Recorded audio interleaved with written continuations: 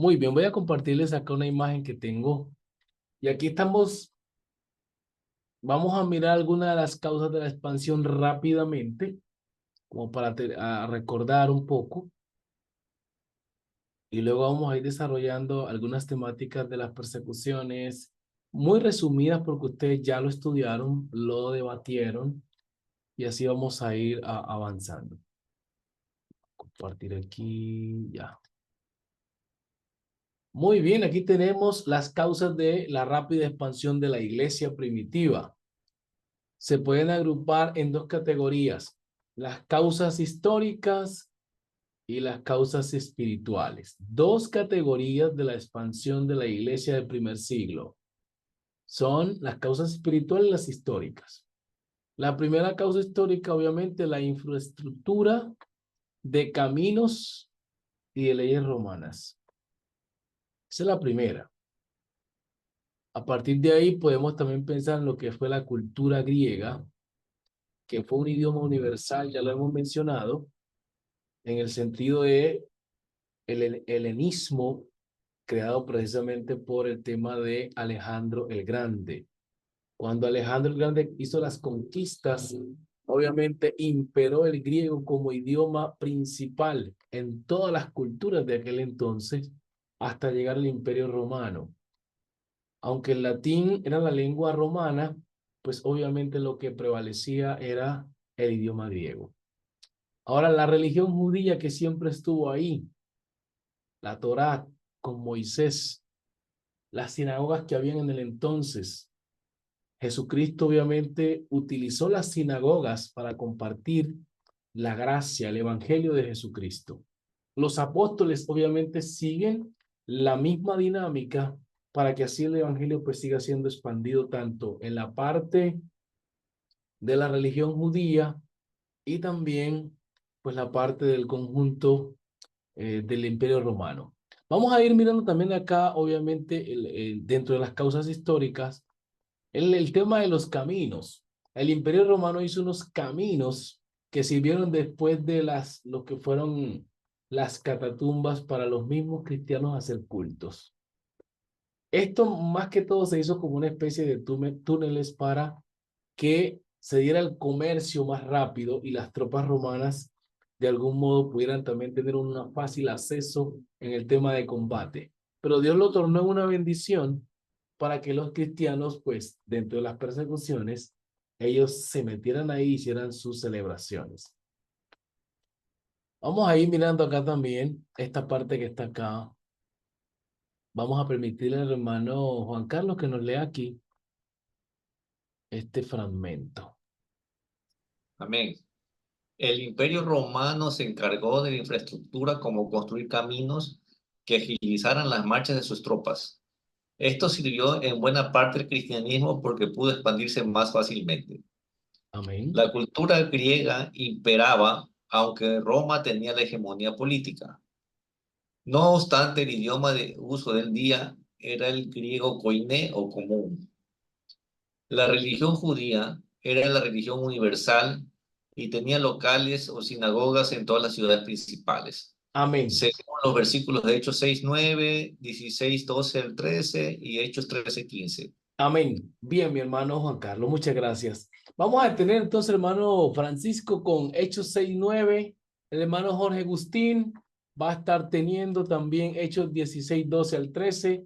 Y el hermano Sergio, que lo vi por ahí, Hechos 13:15. Muy bien. Es bien importante nosotros tener bien aprendido esta temática en cómo se desarrolló la expansión. Ya vimos que obviamente el Imperio Romano facilitó esta expansión sin darse cuenta, haciendo sus rutas comerciales. Entonces, como dice el texto, que todas las cosas nos ayudan a bien.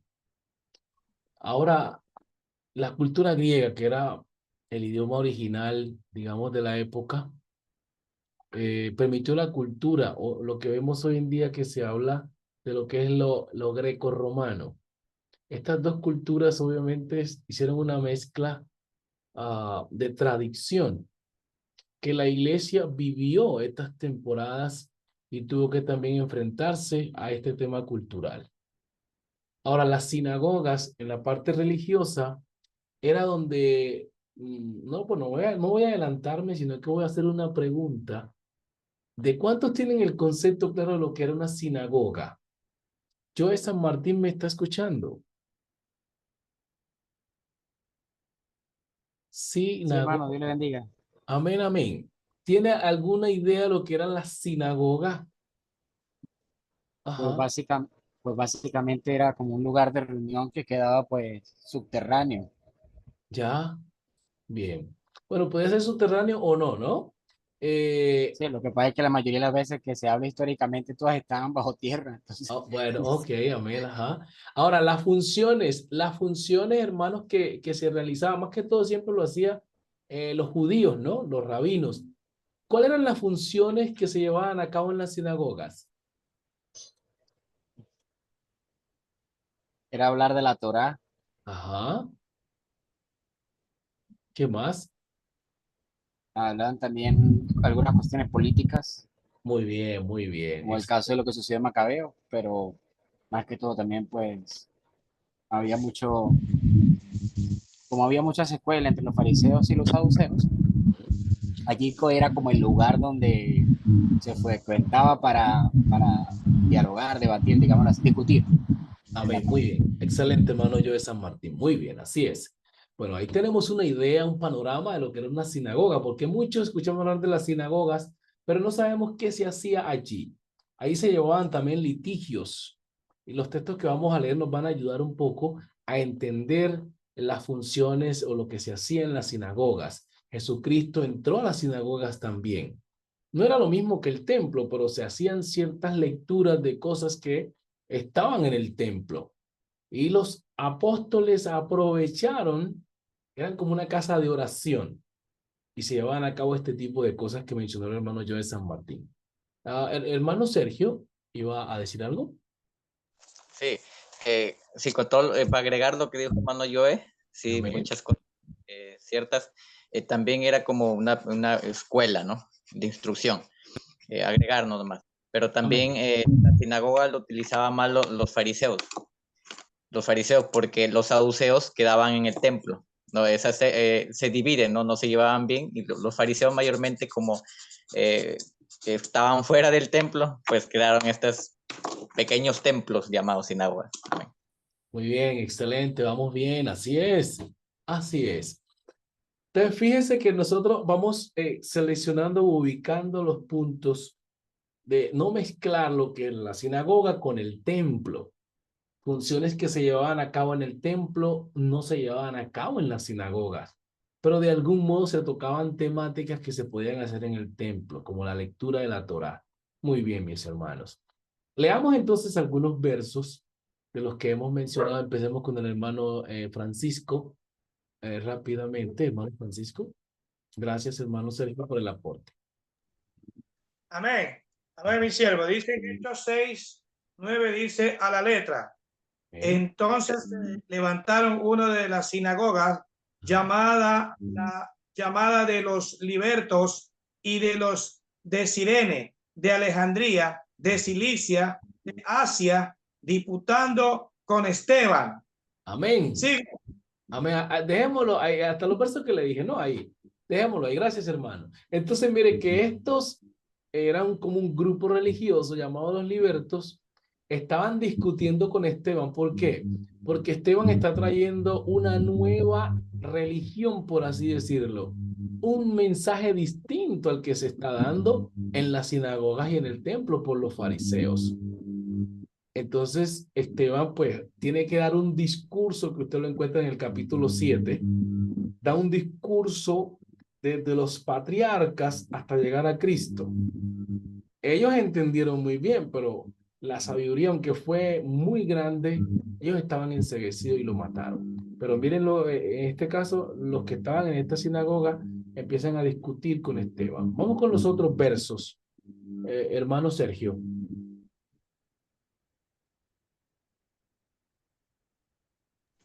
Amén. Hechos capítulo 13, el versículo 15. Amén. Dice, la lectura en el nombre de Jesucristo. Amén. Después de la lectura de la ley y de los profetas, los principales de la sinagoga mandaron a decirles: varones hermanos, si tenéis alguna palabra de exhortación para el pueblo, hablad. Amén. Amén. Entonces, estamos observando que ahí en la sinagoga se le hacía la lectura de la Torá, los mandamientos, etcétera, y discipulaban a los creyentes nuevos o a las personas que se adherían al judaísmo o algunos prosélitos. Ahí se les daba clases, que ustedes lo mencionaron, es como una escuela. Se formaba a estos nuevos discípulos. Ahora los apóstoles aprovechan estos espacios para ellos hablar de Jesús. Y aquí va a haber un problema bien grande. ¿Por qué? Porque mucha gente que estaba ahí en la sinagoga, al escuchar el discurso de los apóstoles, pues quedaban con curiosidad y muchos se convertían. Ahora, ¿quiénes son los que van a entrar en celo cuando ya estos se convierten? Pues son la religión judía. Hermano Francisco, puede cerrar el micrófono. Entonces, en ese sentido, los judíos, pues la religión judía o los dirigentes se convierten también en enemigos de los apóstoles.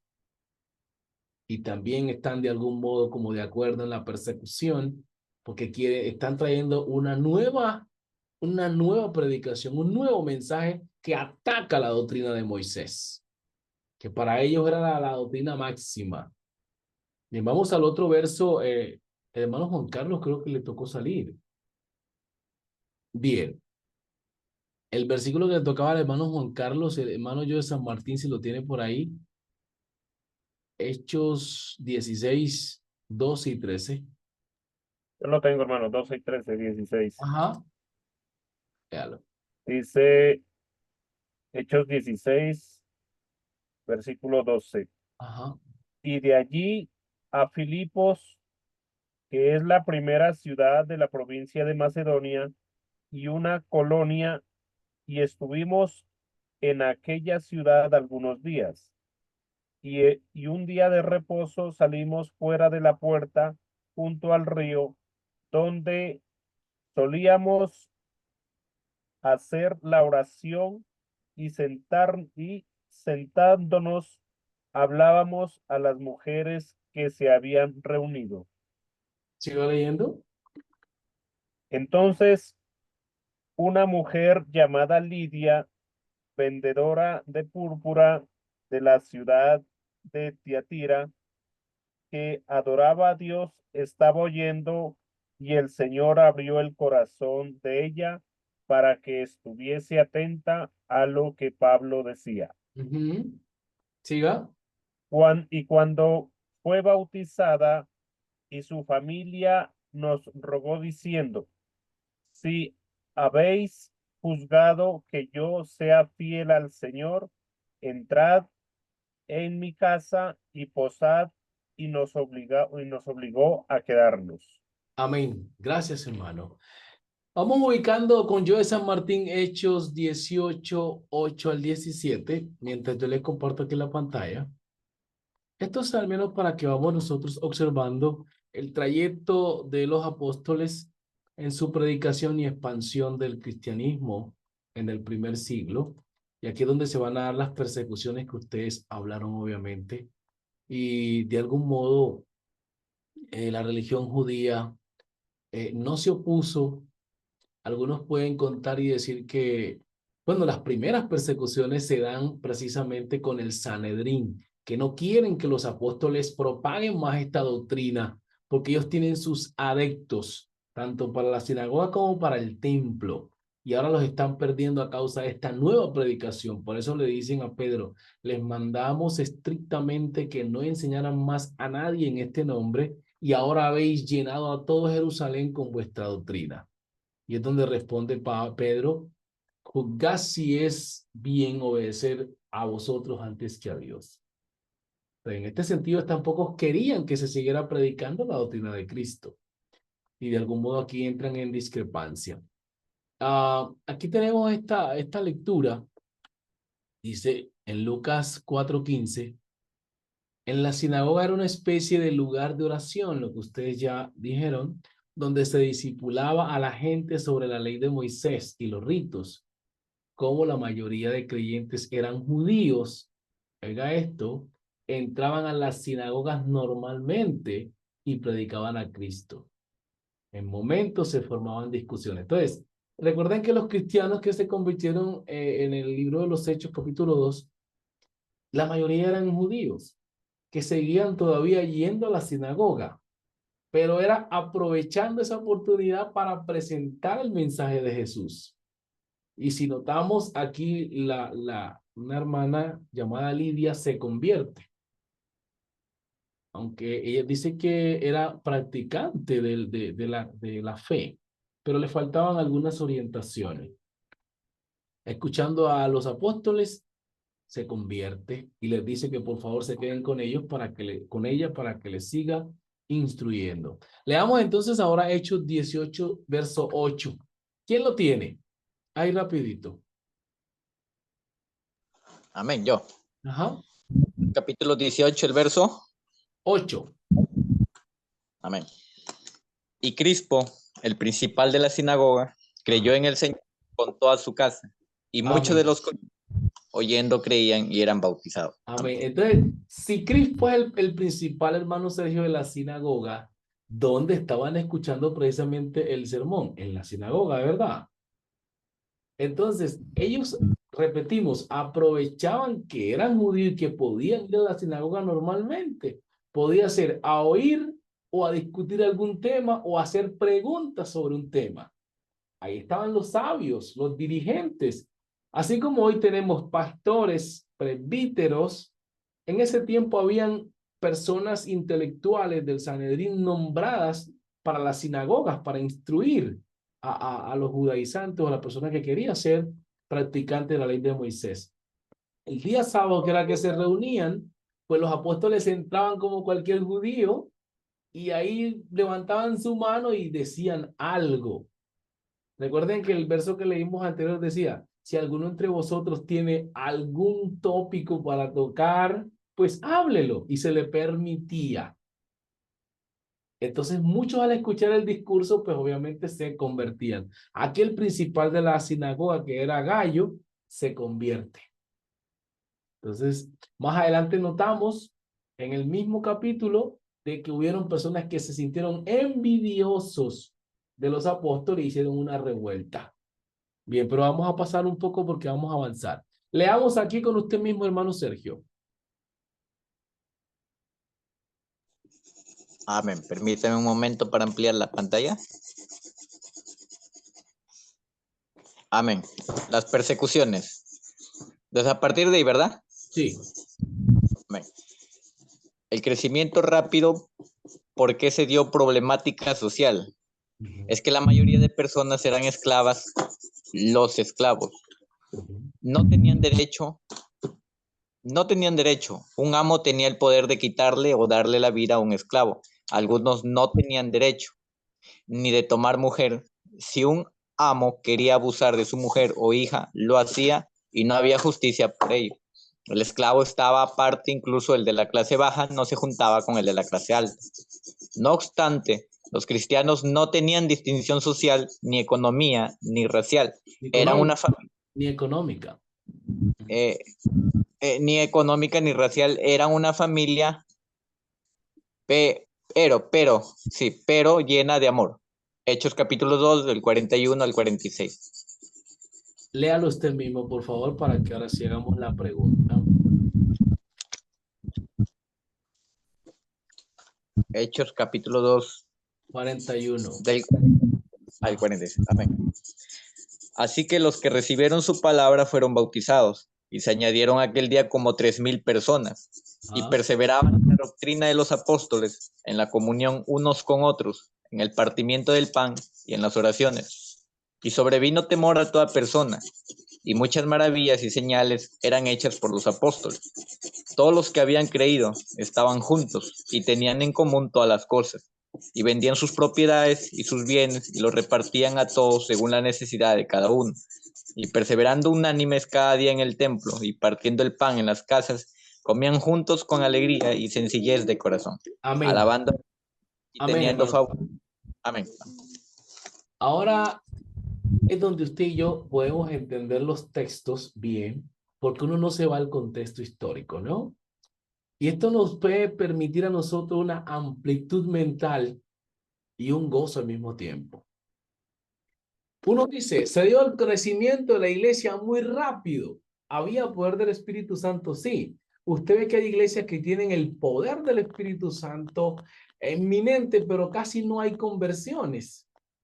Y uno dice, pero ¿qué pasa si hay unción, si hay esto? Miren la clave de la iglesia primitiva. Era que ellos tenían unas funciones que afectaban el ambiente social. ¿Y qué es lo que pasa? Lo mencionamos en el escrito que leyó nuestro hermano. Había una diferencia entre el amo y el esclavo. La clase alta, la clase baja y la clase media. Mire, el esclavo no podía juntarse o comer en la mesa de su amo. ¿Ve? Los de la clase alta hacían sus reuniones y ahí no asistía ninguna persona de clase baja. Ni en el plato que comía el amo no podía comer el esclavo. El trato que tenía era tan horrible que era semejante al de un animal.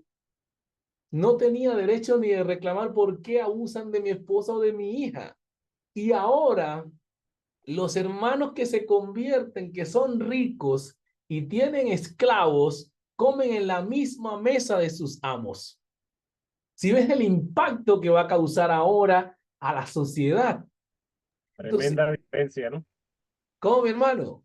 Tremenda diferencia. Tremenda. Entonces, miren lo que va a crear ahora afuera. Mire, y ahí el texto lo está diciendo. Ellos comían juntos. Esto es lo que va a crear un impacto a que la iglesia venga más gente. Mira, allá afuera tenemos un trato horrible, los esclavos. Mira, nos violan nuestras mujeres, nuestros hijos. No nos pagan por trabajar. Pero mira que allá hay un grupo de personas que tienen esclavos y los tratan como si fueran sus hijos. Yo quiero estar allá. Yo quiero reunirme con esa gente para saber cómo es que lo están haciendo. Ah, es que ellos ahora tienen una doctrina que les habla del amor y la igualdad. ¿Y qué es lo que han conocido? Pues a ese Cristo que murió en la cruz. Ah, yo quiero pertenecer. ¿Qué hago yo para pertenecer a esta comunidad cristiana? Entonces, era un trato tan especial. Mira, usted puede comer aquí. Estaba comiendo el hermano Sergio. Quiere usted que el hermano Sergio era un ganadero que tenía unos esclavos y ahí les dejaba la mitad en el plato. Coman aquí, hermanos.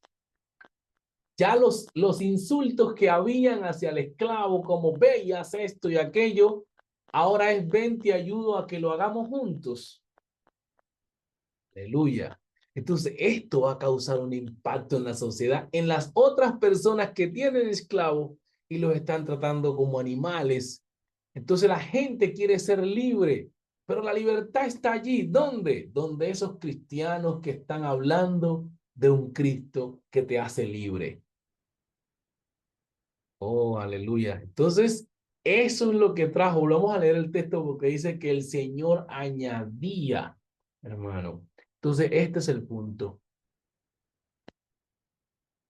Ajá. Sigamos leyendo.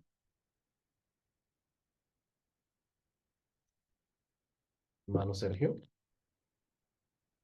Amén. ¿Qué persigue el 46? Me quedé, ¿verdad? Ajá, Continúa, el 47. exactamente. Amén. Alabando a Dios y teniendo favor con todo el pueblo. Y el Señor añadía cada día a la iglesia los que habían de ser salvos. Amén. ¿Se da cuenta? La iglesia estaba jugando un papel importante para que el Señor añadiera los que iban a ser salvos. Entonces era practicar lo que Jesús practicó. Es que Jesús es un líder que se metía a la casa de un pecador como Zaqueo y podía comer allí cuando los fariseos no lo hacían, porque ellos creían que se contaminaban si lo hacían. Eran de la clase alta, pero Jesús se metió a la casa de Zaqueo y dijeron, se alborotaron, se metió a comer en la casa de un publicano y pecador. Ahora los discípulos también lo están haciendo. Y esto es lo que está causando un impacto social en el Mediterráneo. Y la gente quiere irse a estar con esos cristianos.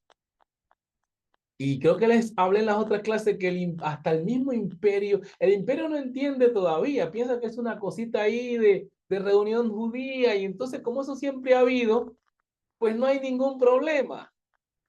Pero ahora viene cuando se convierten los que son del imperio. Aquí es que va a haber el problema. Porque también la gente del imperio se empezó a convertir. Y los emperadores se creían dioses. Imagínate cómo trataban a la gente. ¿Ustedes estudiaron un poquito de Nerón? Porque Nerón fue un rey, uno de los primeros perseguidores, tan despiadado que cuentan los historiadores que él tuvo una relación con su mamá. Porque la mamá tenía ambición de poder. Ambición de poder. Y ella misma fue la que planeó con Séneca, el filósofo. Miren las cosas que se dan en la antigüedad. Ella tiene una relación afectiva con Séneca, el filósofo, solo para que instruya a su hijo Nerón para que sea el rey. Y como tienen tanta ambición, pues obviamente van a matar al rey que está operando en el momento. Hermano, la ambición de poder es tan peligrosa que por eso las iglesias se dividen o la gente divide la iglesia por querer tomar el poder. E incluso dentro de las iglesias, las locales, sabe que para usted, la gente cuando quiere su cargo hace cualquier cosa para que usted salga del cargo y ellos querer quedar en ese cargo. De que son cosas que se ven, pero cuando hay sencillez de corazón, esto impacta porque dice el escrito que vendían sus casas, traían dinero a los pies de los apóstoles para que no hubiese necesidad. Entonces esto causa un impacto. Vamos a seguir. Eso fue lo que trajo pues la expansión de la iglesia, ¿no? Vamos a ver ahora unas características de la iglesia al final del primer siglo. La iglesia cristiana al final del primer siglo podía identificar distintivos claros en su organización, culto, ordenanzas, festividades y doctrina. Primero, su organización. La organización de la iglesia al final del primer siglo era sencilla, lo vimos en el texto. Satisfacía las necesidades de la iglesia. Cada iglesia local era autónoma, con gobierno propio. La iglesia se va organizando con el paso del tiempo. Los oficiales de la iglesia, líderes, eran elegidos de entre sus miembros en 2 niveles. Es la estructura como se va formando en el primer siglo. El título de los líderes de la iglesia en ese tiempo era el de anciano. Y la palabra anciano era obispo. No necesariamente era una persona de edad, sino una persona que llevaba tiempo en la iglesia. Eso es un anciano, es un obispo. O pastores. En esos términos eran intercambiables para referirse a los varones que cumplían los estándares del Nuevo Testamento, en cuya responsabilidad era velar por el bien espiritual de la iglesia. En algunas iglesias también tenían diáconos. Diácono no es más que un servidor, alguien que sirve, es decir, servidores. Ese puesto fue opcional según el tamaño y necesidades logísticas de las iglesias locales. Su responsabilidad era servir en la iglesia en áreas prácticas bajo el liderazgo de los ancianos, en este caso otros que tenían más experiencia. Pastores, los diáconos podían ser varones y mujeres. Oiga esto. Al final del primer siglo se comenzó a considerar el obispo como primero en autoridad entre los demás ancianos. Segundo, sus cultos eran ordenados, celebrados en todo tipo de lugares. O sea, pues en una casa se podía hacer un culto. No necesariamente en un templo, en un lugar así. En una esquina se podía hacer un culto. Esa era la iglesia. Lugares discretos por el riesgo de la persecución. El primer día de la semana, el domingo, por ser el día de la resurrección del Señor, comienza a sustituir el sábado como día de reunión, en este caso de los apóstoles. Aunque hay un registro de que hasta el año 335 hubo judíos cristianos que seguían guardando el sábado. Les cuento, los hermanos judíos naturalmente seguían guardando ciertas tradiciones no por prácticas que le salvara, sino por tradición. Y recordamos a Pablo, que si ustedes observan a Timoteo, Timoteo era mitad judío y mitad griego. Eso era Timoteo. Y cuando ellos van a ir a un lugar, pues habían hecho voto nazareo y se rapan la cabeza simplemente pues para ellos poder acceder a ciertos lugares. No había como ese misticismo. Ellos por ganar las almas, obviamente trataban de adaptarse a esas tradiciones. Sabían que no salvaban a nadie, por eso Pablo dice, la circuncisión de nada sirve en el Evangelio. Si te la quieres hacer, háztela, mi hermano. ¿Se da cuenta? Circuncídate, pero no obligues al hermano que lo haga para que se salve, porque eso ahora en Cristo ya no sirve. La circuncisión es el bautismo en el nombre de Jesucristo. Ahí ya no hay judío, ni griego, ni gentil. Son uno en Cristo. Bien, vamos a las ordenanzas. Sus ordenanzas, solo había 2 ordenanzas. Miren lo que había al principio. Las doctrinas vienen después. ¿Cómo? Con la llegada del apóstol San Pablo. ¿Y ven la ficha clave de la iglesia? Fue el apóstol San Pablo. Por eso Jesús le dice a Ananías, este instrumento escogido me es. Porque iba a formar la iglesia, iba a instruir la iglesia en diferentes campos. Entonces acá al principio tenían 2 doctrinas fundamentales, el bautismo en agua y la cena del Señor. Sabemos que el bautismo conllevaba lo que dijo Pedro, el perdón de los pecados, el arrepentimiento y el recibir el Espíritu Santo. Todo eso era un paquete doctrinal. Lo demás, la cena del Señor. En cuanto al bautismo en agua, al principio se celebraba inmediatamente. Oiga esto, inmediatamente.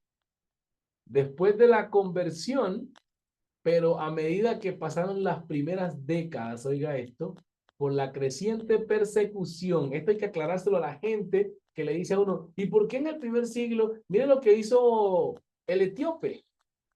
Si miramos a Felipe, el etíope fue bautizado inmediatamente. Este tipo de discusiones una vez se dio en Venezuela, hermano yo de San Martín, y aquí está acá.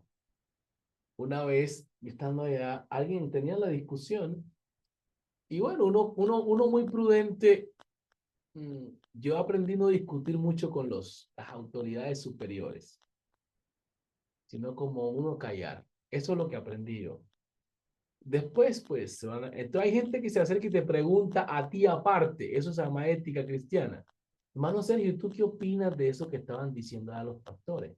Tú dices, bueno, yo respeto la idea, pero mi punto de vista es que esto, si tienes un conocimiento teológico, no decir uno que, ese pastor está errado, que mira, porque como decía un pastor, pastor es pastor y te puede aplastar si tú no eres pastor.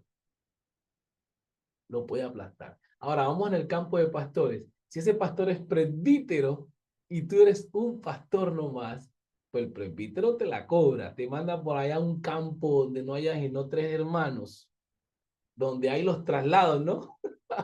Jorge Agustín es pastor, por ejemplo, ahí en Pasto. Lo vamos a mandar a Buenaventura, pero para los ríos de allá, esos ríos donde están los grupos subversivos. ¿Te das cuenta? Donde la esposa diga, yo no quiero ir para allá. Porque usted sabe que las esposas son más sensibles que uno. No es que no tengan fe, porque a veces uno dice, es que usted no tiene fe. No, las mujeres no es que no tengan fe, sino que son más sensibles a ciertas cosas, ciertos problemas.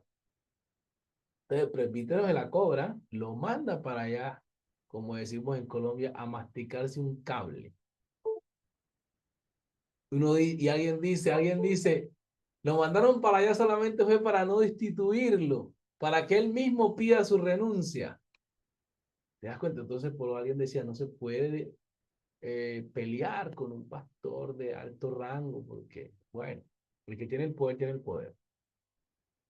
Y eso es lo que le pasó a la iglesia primitiva, obviamente, se enfrentó al imperio, o no que se enfrentó, sino que por traer una nueva enseñanza que causó un impacto social, pues obviamente el imperio reacciona. Bien. Entonces, el punto era que ¿por qué? Había que esperar, darle doctrinas a una persona para bautizarlo cuando en la iglesia primitiva no esperaban todo ese tiempo. Es lo que estamos leyendo. Al principio no se hizo, pero después de una década sí, por estas razones. Hay que explicar las razones históricas. Aquí están. Estaba leyendo aquí, acá. Dice, aunque a medida que pasaron las primeras décadas, por la creciente persecución y por la apostasía, se comenzó a posponer hasta que los convertidos cumplían 1 año. ¿Sí ven la importancia de estudiar la historia de la iglesia? Para uno no discutir por discutir a esos hermanos que dicen, no, todavía no lo bautice. Usted trae 3 hermanitos, la mamá, el papá, usted trajo a su mamá, su papá y su abuela. Pastor, bautícemelos ya, que serán duros. Y el pastor dice, hermano Francisco, esperemos otros 3 meses. 3 meses. ¿Entiendes? Por esto, porque puede ser que no tenga sus convicciones claras o resintió un toque del Espíritu Santo y lo tocó el Señor y no lo podemos bautizar tan rápido porque puede ser que no haya entendido muy bien el cristianismo. Pues démosle doctrina por estas causas. Habían personas que se convertían del imperio, entre comillas, para infiltrarse entre los creyentes y llevar mensajes al imperio. ¿Ve? Entonces, cuando muchos discípulos fueron muertos a causa de esto. Entonces, cuando se dan cuenta que hay gente infiltrada, pues hay que posponerlo para saber bien quién es la persona que tenemos acá. Muy bien. Entonces, cumplían 1 año en la fe y eran catequizados. Catequizar es como discipular, instruir. En la Didache, que es un escrito temprano del cristianismo, más adelante lo voy a explicar un poco más, se menciona que el bautismo era por inmersión. Menciona que el bautismo era por inmersión, pero si había falta de agua en lugares desérticos, se permitió el bautismo por aspersión. Esto en el primer siglo, según los historiadores. La cena del Señor se restringía a los bautizados. Mire que lo hacemos hoy. Solamente los bautizados pueden tomar la Santa Cena. Perdón, se solía ser seguida por ágapes o comidas fraternales. Entonces la gente se reunía prácticamente, era como a comer un pan, a comer ciertas cosas, y a veces se comía bastante. Por eso usted nota que Pablo, instruyendo la cena del Señor, Pablo es el que ordena la cena del Señor, ¿sabían? Pablo es el que le pone como un orden a la cena, porque aquí al principio se comía bastante hasta llenarse. Y Pablo dice, ¿es que ustedes no comieron en la casa que vienen a comer acá la Santa Cena? Ahora uno dice, ¿pero por qué Pablo dice eso? Claro, porque la gente al principio se reunía a comer y bastante hasta llenarse. O sea, no había como una estructura, un instructivo de cómo se hiciera la Santa Cena. Lo más bendecido era que podían comer juntos. Esa era la bendición. Entonces, por eso el título de la instrucción de Pablo dice, instrucciones acerca de la cena del Señor. O sea, Pablo es el que viene a dar una pedagogía de cómo se debe hacer la cena del Señor. Y si usted nota, un pastor principiante no puede hacer la cena, ¿por qué? Porque no está instruido en cómo se debe hacer. Por eso, en algunos aspectos dan lo que es la licencia general y le van dando unas instrucciones de qué puede hacer y qué no puede hacer. Es la capacitación pastoral. Y ya que usted, obviamente, que se está capacitando en teología, usted va aprendiendo todo esto. De ahí que yo digo, sí es verdad que es bueno lo que está haciendo alguna iglesia, o sobre todo la IPUC, que antes de que el ministro salga al ministerio debe capacitarse en el instituto. Es por esto. Para que ya vaya instruido del qué hacer y qué no hacer en el camino del Señor en cuanto a que ya va a guiar a creyentes a la salvación. ¿Pregunta hasta ahí? Porque voy solamente hablando y he cambiado como un poquito el formato, pero ¿pregunta hasta ahí, mis hermanos? ¿O seguimos? Amén. Bien, avancemos entonces. Voy a pasar algunas notas porque tengo cosas más para explicarle acerca de...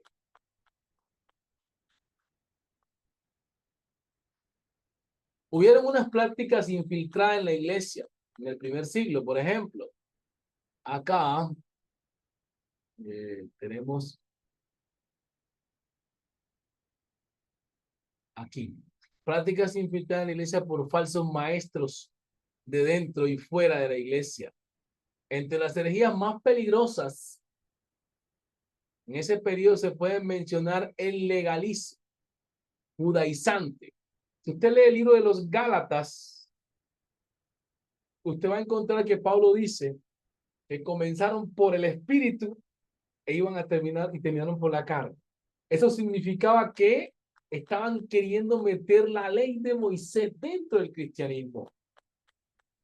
Entonces, eso había una pelea, ¿no? Porque se instruía a los creyentes a que tenían que hacer eso. Si no, no se salvarían.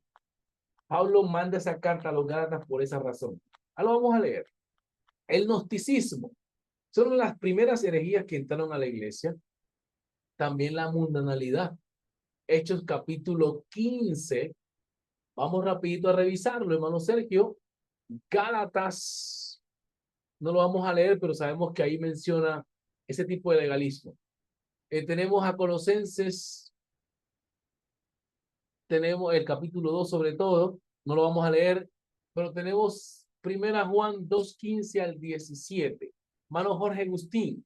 Apocalipsis 2:3. Vamos a leerlo con nuestro hermano Joe San Martín. Apocalipsis 2:3. Y leemos rapidito para avanzar. Hermano Sergio. Amén. Hechos 15, ¿verdad? Ajá. Amén. Entonces algunos que venían de Judea enseñaban a los hermanos, si no os circuncidáis conforme al rito de Moisés, Ajá. no podéis... ¿No podéis qué? ¿Sí? ¿No podéis qué, hermano? No podéis ser salvos. ¿Se dan cuenta? ¿Se dan cuenta de lo que estoy explicando? Por eso es que se da el concilio. Por eso es que se da el concilio. Para atacar. ¿Y dónde están saliendo estas doctrinas? Pues de los mismos hermanos convertidos. Por eso, mi hermano, sí es bueno que no todo el mundo predique en nuestro púlpito. Y no es hacer como separación o asesión de personas, sino que qué bueno que el que predique en el púlpito sea un hermano que se somete a las doctrinas apostólicas, que maneje la doctrina bien, que no vaya a enredarse con, si el creyente no tiene clara la unicidad, pero no la sabe explicar, no lo predique. Yo estoy viendo que mucha gente le gusta tanto la unicidad, quiere predicarla, pero no tiene la pedagogía para enseñar unicidad. Entonces, por favor, crea la unicidad y hasta que no tenga la pedagogía para enseñar, no la enseñe porque se va a enredar. Se va a enredar en el púlpito y los hermanos salen bien confundidos. Y el pastor tiene que llamarle la atención. Porque si un hermano predicó un tema que enredó a los hermanos, el pastor tiene que corregir eso. Si no lo corrige, pues los hermanos se toman todo eso. Y cuando Dios murió en la cruz, no, Dios no murió en la cruz. Entonces ese término, corregirlo, porque si no se queda allí y la gente lo va a repetir, porque lamentablemente la gente está sentada en la silla y solamente oye, pero no interpreta. No es que le dice amén a toda la gente. Satanás os ha pedido para zarandearos. Amén. Usted no le puede decir amén a eso Hermano, porque... me hizo acordar, ¿Cómo, hermano? el pastor dice que día, o sea, él me ha tenido en la mente, pues levanten la mano los que van a estar en la gran cena. Y ya he Ajá, acabado de enseñar de la gran cena. Y ajá. uno pues levantó la mano y se quedó, pero una risa que nos da. Cena, pues la gran cena es otra cosa, ¿no? No las bodas del cordero. No es la boda del cordero, es correcto, así es. Entonces, qué bueno saber filtrar la información. Entonces, estas herejías se presentaron, hay que saber qué era el gnosticismo, de qué se hablaba y todos estos puntos. Ahí está. Si ustedes no hacen esto, no serán salvos. Y entonces, ¿qué hacemos nosotros con Efesios 2:8? Pues esa carta no había llegado todavía. ¿Se dan cuenta? Esa carta no se había enviado todavía. Entonces, cuando uno no tiene los conocimientos históricos de cómo se formó el canon bíblico, entonces uno empieza a hablar por hablar.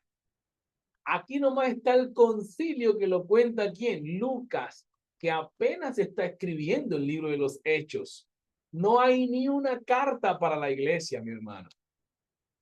Entonces no hay cómo refutar a estas personas que están diciendo que hay que circuncidarse para salvarse. Entonces el hermanito que no tiene ni un documento, que no tiene quien le explique, pues voy a circuncidarme, porque el hermano fulano de tal dijo que no me puedo salvar. ¿Te das cuenta? Lo importante de tener las escrituras en nuestras manos. Mire, en el primer siglo no tenían esa bendición. Por eso hubo tanta herejía. Y vamos a continuar. Bueno, hay otros versículos que vamos a seguir leyendo. 2:15 al 17. ¿Quién le tocó? De Primera de Juan. Ajá. La mundanalidad dice también que se metió a la iglesia. 2:15 al 17. Esto que vemos ahora, la mundanalidad que se mete a la iglesia, ya pasó en el primer siglo. Y Juan tuvo que escribir a la iglesia. Ajá. 2:15. No Dice, améis. espérame, Primera Juan 2:15. Primera de Juan 2:15. Espérame un segundito, hermano. 2:15, estaba equivocado. No améis al mundo Ajá. ni a las cosas que están en el mundo. Si alguno ama al mundo, el amor del Padre no está en él. Ajá.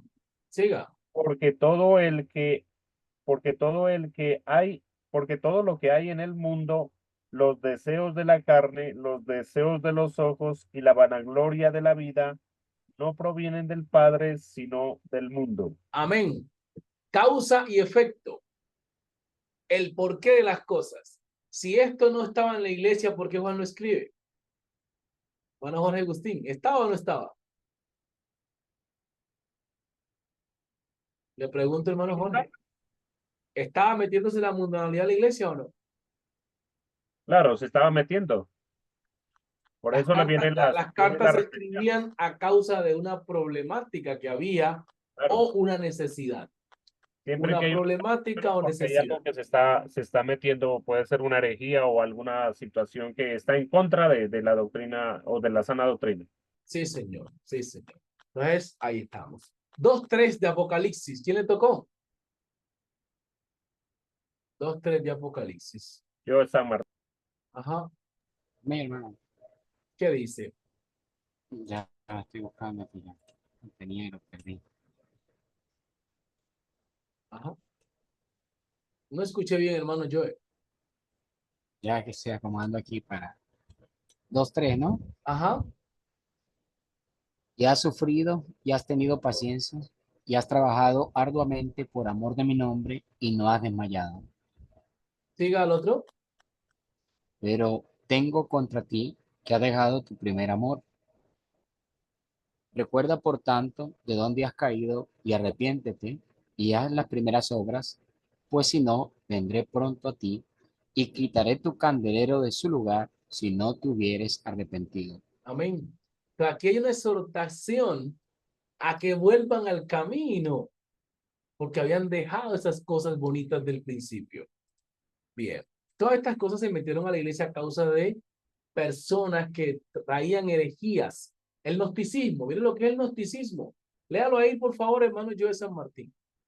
Miren lo que el tema del gnosticismo, podemos dar una definición acá. Ajá.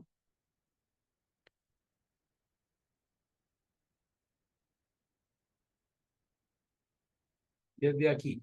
Doctrina filosófica, ya ahí me lee.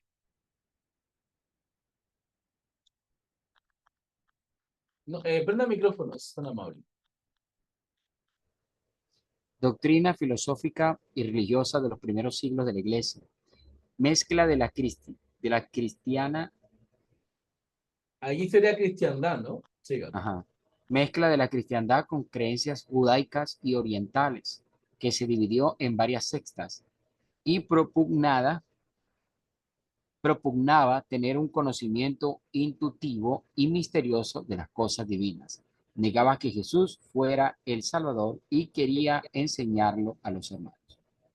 Amén. Si nosotros observamos en otros documentos más amplios, estos gnósticos decían que Jesucristo no era un personaje con manifestación divina, es decir, que no era, que era un ser como, que no tenía un cuerpo, o que Dios no se había manifestado en carne, y de alguna manera ellos intuían de que el Cristo que apareció era un hombre normal.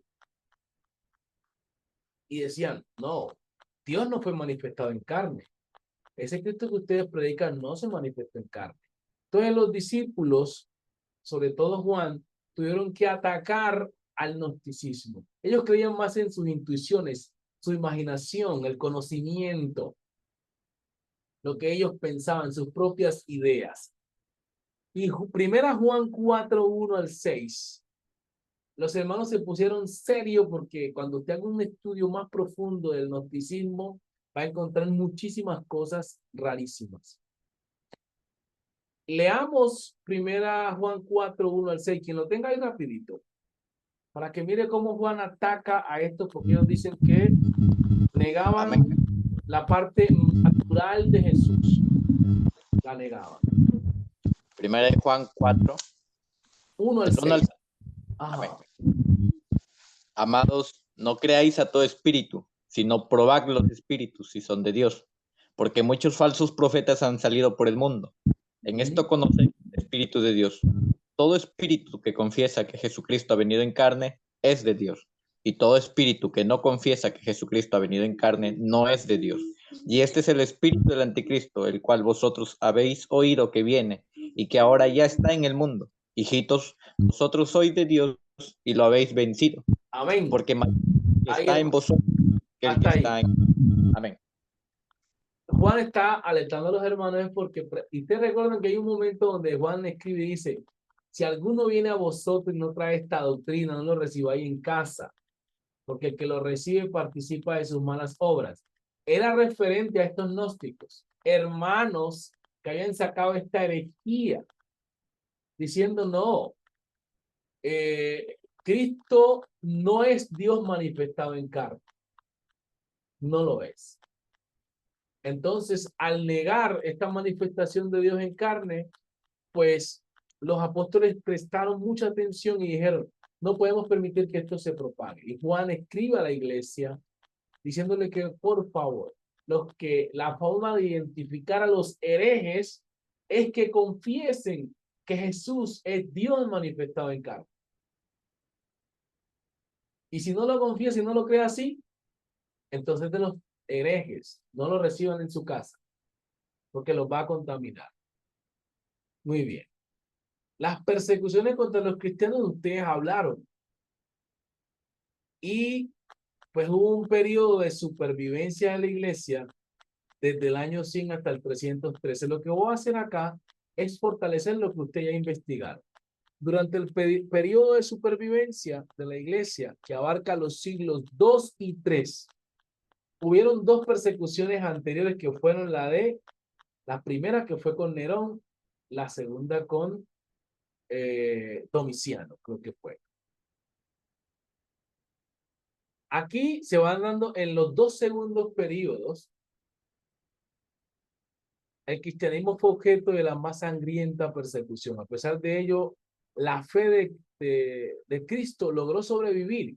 Creció en número de seguidores y por medio de sus líderes formuló importantes respuestas tanto a sus agresores políticos como sus detractores teológicos que postularon distintas herejías, como ya estamos viendo. Durante ese periodo, al final, la iglesia vencería ganándose el respeto y de reconocimiento del Imperio Romano.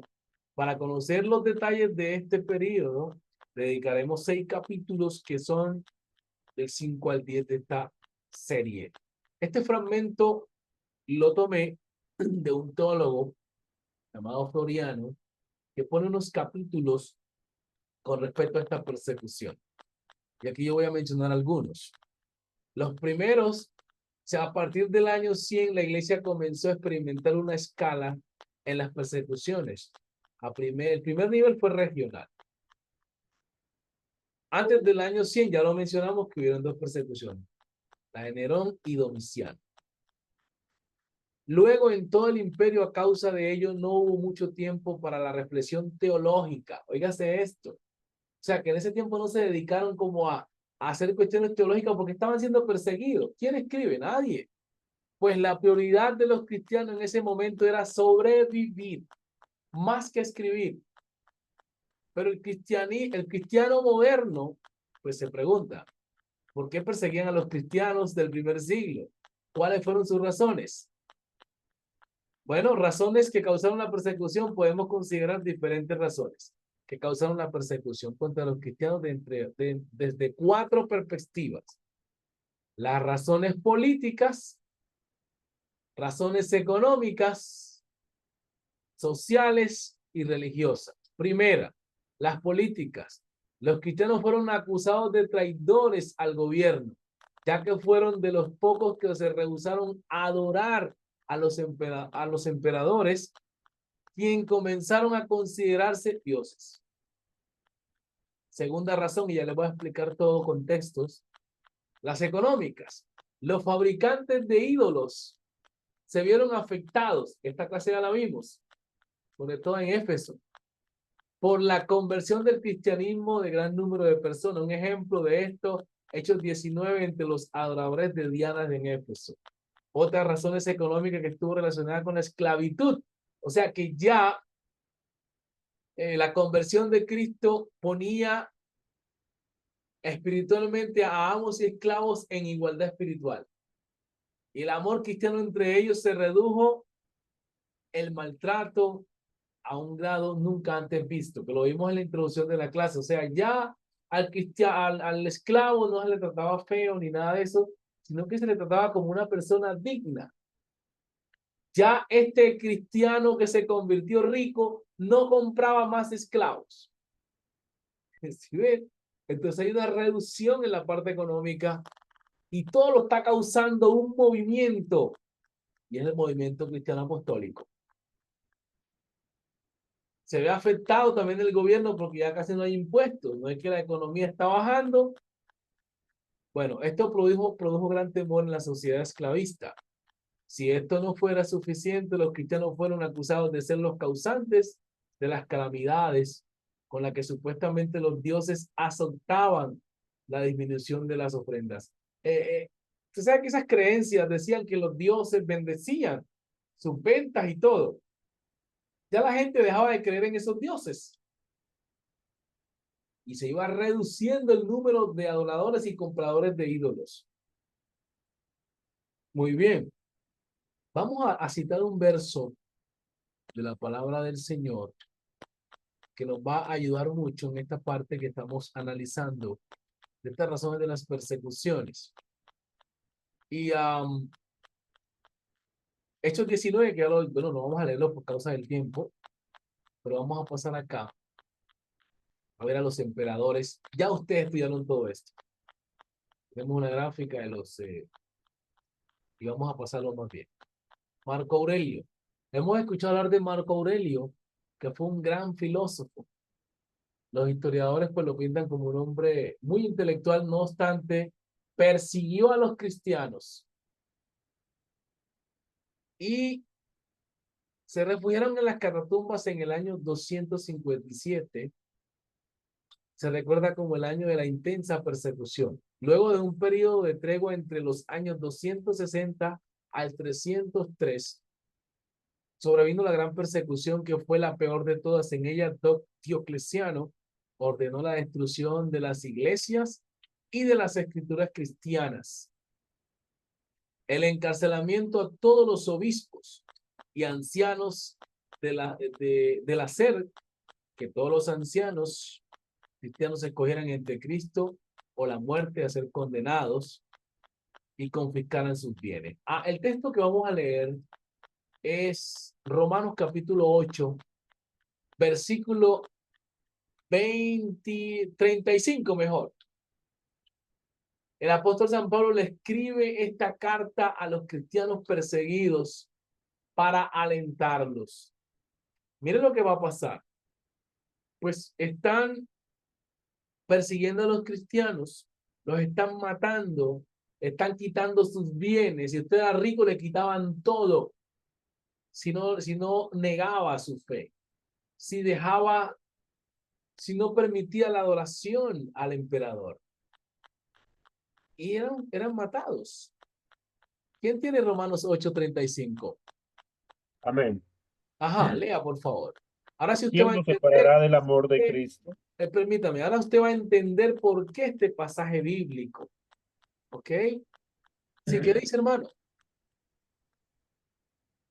¿Quién nos separará del amor de Cristo? Ajá. Tribulación o angustia o persecución o hambre Ahí, o... paremos ahí. ¿Sí la palabrita clave? Persecución. Amén. Como estaban en tiempo de persecución, esta carta llega es para eso. ¿Quién nos va a separar del amor de Cristo? Las persecuciones nos van a separar.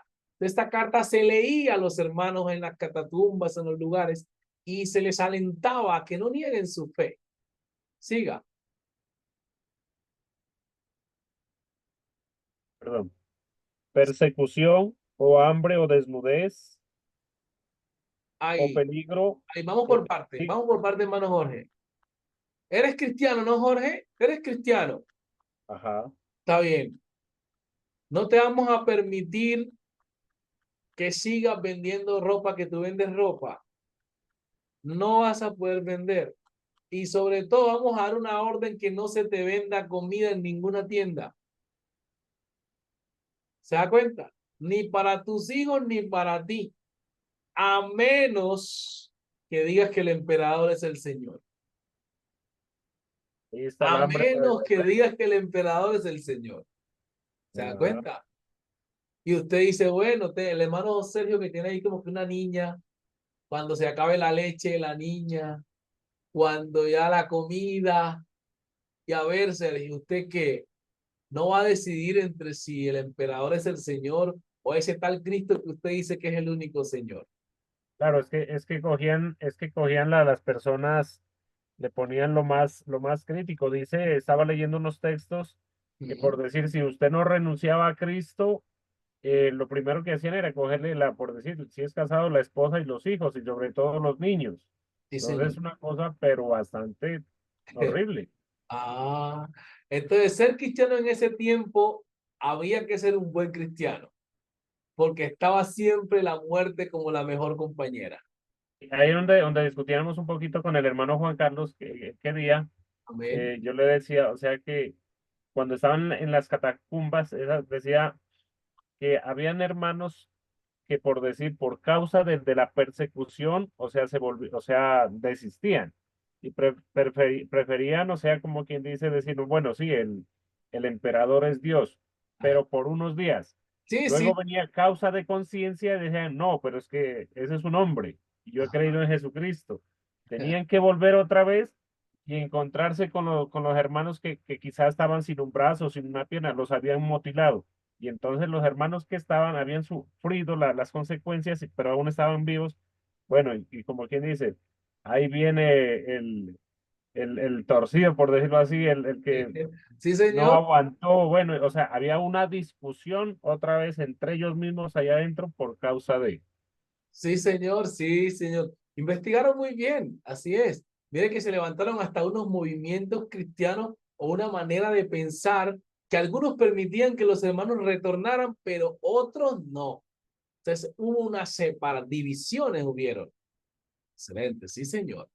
Sigamos leyendo un poquito para entender este pasaje y entender las persecuciones, entender la causa del por qué esos pasajes bíblicos. Sigamos leyendo, mi hermano.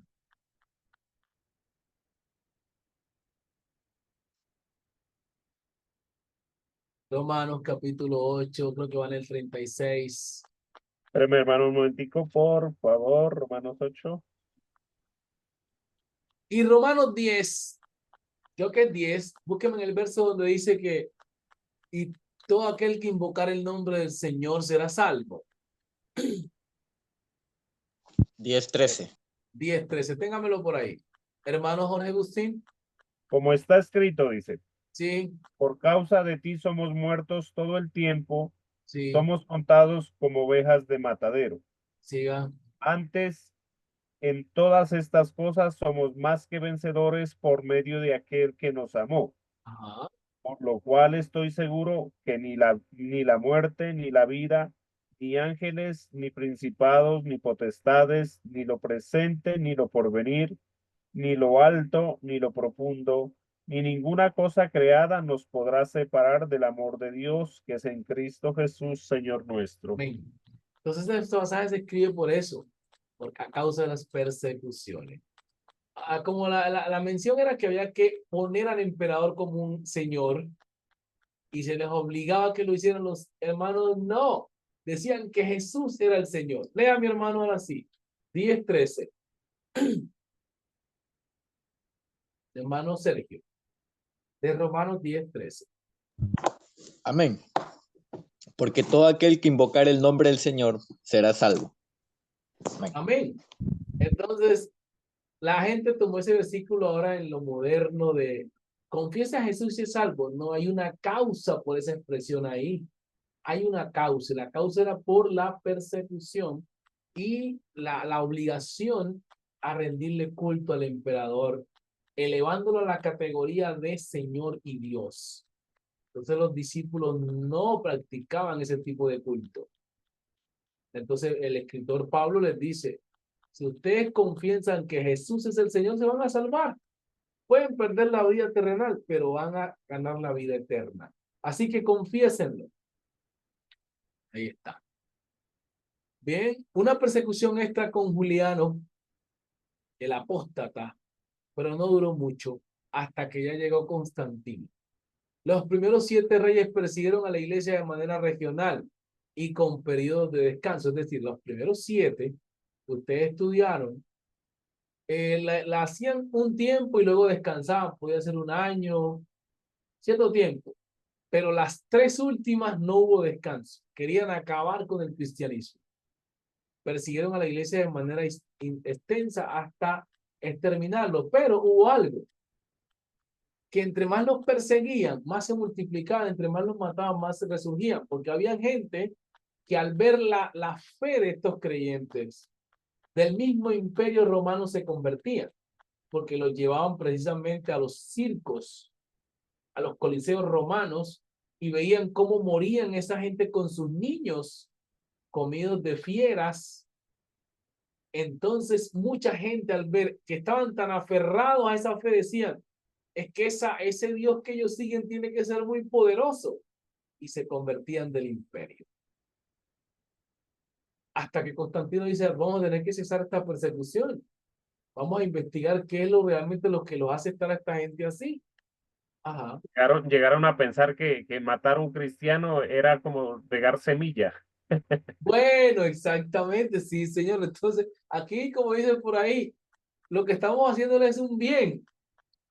Aquí tenemos que hacer algo inteligente, parar estas persecuciones, y lo hace Constantino el Grande. Dice aquí, 257 se recuerda como el año de la intensa persecución. Y bueno, esto ya lo hemos mencionado. Y aquí dice, en ella Diocleciano ordenó la destrucción de las iglesias y las escrituras cristianas. Se sabía un pergamino por ahí, se quemaba, se destruía. Oiga esto, los gladiadores, los mismos verdugos que eran mandados a matar a los creyentes, se convertían. Ya no mataban a sus semejantes por el verso que dice, no matarás, sino ama a tu prójimo. Entonces, al convertirse, ellos se convertían y seguían en el imperio, pero en el Coliseo había una pelea a muerte, y el rey hacía un dedo como así, ¿han visto la película del Gladiador? Un dedo así como que muerte. Y entonces este que ya era cristiano, pero en secreto, recuerde que si lo manifestaba podía morir. Era cristiano en secreto. Aquí se descubría. Mátelo. Y entonces este gladiador desobedecía la orden del rey y no lo mataba. Entonces morían los dos. Se convertían en mártires. Cuando se refugiaron en el Catatumbo, cuando se refugiaron en Catatumbas, lugares subterráneos en el periodo de Marco Aurelio. Entonces usted revisa acá, busca Marco Aurelio y lo encuentra en el periodo, él fue el 161 al 180. Entonces es un dato muy clave para la gente le dice, pero ¿cuándo fue que ellos se refugiaron en Catatumbas? En el periodo de Marco Aurelio, 161, prácticamente el segundo siglo, al 180. Ahí. Muy bien, una nota importante. Se preguntaba el imperio por qué entre más matan cristianos, como mencionó el hermano Jorge Agustín, más surge. Pues alguien dijo, el secreto es que ellos tienen unos escritos que se le reparten a los creyentes para que los lean y es cuando se multiplican. ¿Qué sucede acá? Por ejemplo, yo de San Martín tenía la copia de el libro de un fragmento del libro de los Hechos. Por ejemplo, el capítulo 2 lo tenía Joe. Y Joe, como sabía que lo iban a matar por causa del Señor, pues se lo dejaba en la catatumba que lo viera algún hermano. Y ese hermano lo guardaba y lo compartía con otras personas. Y se seguían convirtiendo. Es ahí donde se da la orden de quemar todo eso. Bueno, Diocleciano, que es un ícono importante en las persecuciones. Miremos a Diocleciano aquí. Lo tenemos que es el último prácticamente del 303 al 313. Mire que es el antecesor de Constantino. Este es el que quiere acabar con todo. Investigue la vida de él más profunda. Y entonces acá, pues él dice, vamos a acabar con esos escritos. Si este es el problema, vamos a acabar con los escritos. Mandó a quemar lugares de predicación, todo, a quemar los escritos. Y bueno, y ordenó a que negaran su fe. Si no lo hacían, eran condenados a que se les quitara los bienes, las familias, y bueno, que quedaran en humillación. Reacciones ante estas persecuciones, dice, huir. Muchos la veían como una decisión sabia. Orígenes, que uno de los escritores, por ejemplo, recomendó, mientras que otros, bueno, recomendó que huyeran, mientras que otros consideraban un acto de cobardía, lo que estaba explicando el hermano que investigó.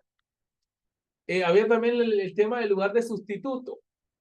Los ricos podían hacer que alguno de sus esclavos, oiga esto, sufriera y muriera en lugar suyo.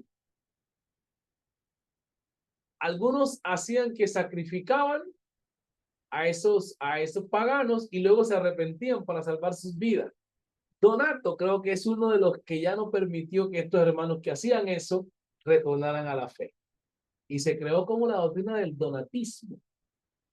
Investigar eso, aquí lo tengo, más adelante lo pudiéramos ver. Entonces, mis hermanos, miren todo lo que está pasando en el desarrollo del periodo de la iglesia antigua, los 3 primeros siglos, impactante. Bueno, vieron algunas cosas que las pudiera mencionar, pero quiero avanzar un poco.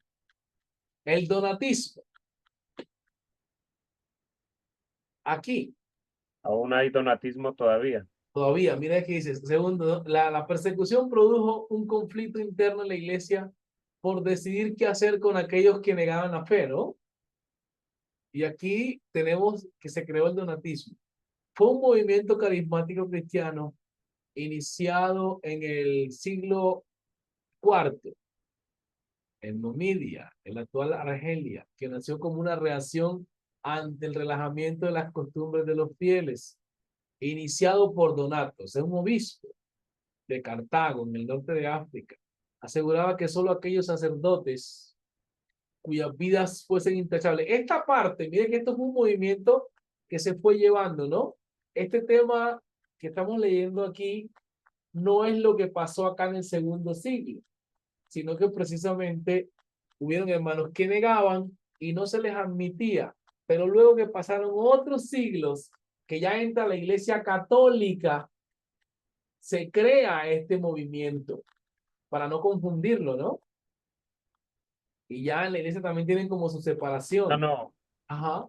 una preguntita. Según lo que estaba analizando, me parece que de ahí, como aparte de el donatismo es como la raíz de lo que llama después la flagelación, si no estoy mal. Porque leía que, o sea, que a causa de las persecuciones, cuando ya Constantino ya se convirtió, por decirlo así de alguna manera, Ujú. ya no persiguieron más a los cristianos, entonces eh, ellos decían que para ser un verdadero cristiano tenía que sufrir. O sea, porque antes decían, no, si este murió por el evangelio, entonces sí es un verdadero cristiano, pero nosotros estamos relajados y no pasa nada. Entonces, se iban a los desiertos, no comían y se flagelaban. Entonces, eso lo tomó la Iglesia Católica de ahí en adelante también. Tiene toda razón. Sí, señor. Sí, señor. Buenas investigaciones que hicieron ustedes. Fantástico. Así es. Así es. Por eso no tiene que filtrar mucho, porque si ustedes ven que las historias seculares meten mucho el catolicismo como si fuera la iglesia, como si fueran los sucesores de los apóstoles. Entonces, si usted no estudia bien lo que es historia de la iglesia, le van a meter el gato por liebre. Sencillamente. Los padres, cuando dicen que los padres de la iglesia, también a veces meten a los sacerdotes, pero tenemos a los padres de la iglesia que fueron los discípulos, los primeros creyentes que fueron sucesores de los apóstoles. Y voy a ir pasando también alguna nota. Hubieron muchas herejías que se levantaron. Los obispos de las iglesias sobrevivieron a las persecuciones. Después del cese de las persecuciones, los discípulos que quedaron se nombran en categorías.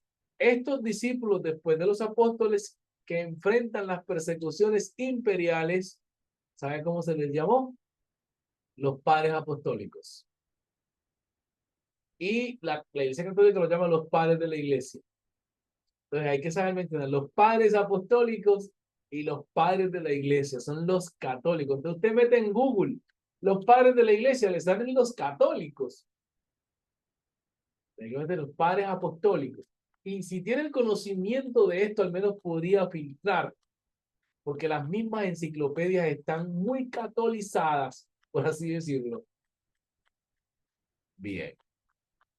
Luego siguen los apologistas, los polemistas, los teólogos. Todos estos nacen de la iglesia primitiva que va en desarrollo.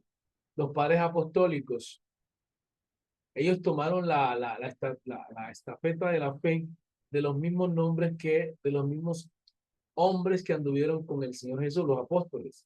Sobresalieron entre ellos los discípulos del apóstol Juan, quien fue el más longevo, el que más duró de los 12, ya lo sabemos.